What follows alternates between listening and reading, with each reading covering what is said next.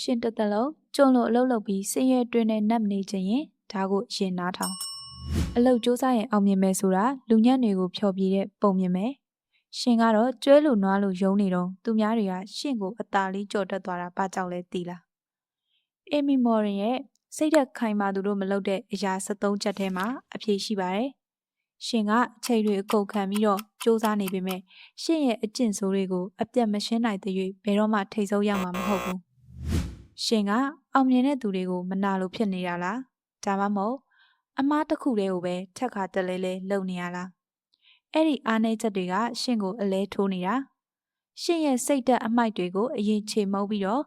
အသစ်ပြန်မတီးဆောင်နိုင်ရင်ရှင်ရဲ့စူးစမ်းမှုတွေကအလကားပဲ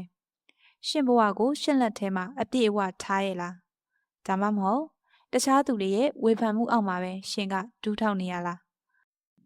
ရှင်ဘလောက်တောင်အားနေနေတယ်လဲဆိုတာကိုကိုပြန်မေးကြည့်ပါဒီအမှန်တရားကိုလက်ခံနိုင်မှရှင်ကတခြားသူတွေထက်အသာစီးယူနိုင်မှာရှင်အိပ်ပျော်နေတော့သူများတွေဒီလှုပ်ဝက်ချက်ကိုယူသုံးသွားတာမခံချင်ရင်အခုပဲ tab 2ကို follow လုပ်ထားပါ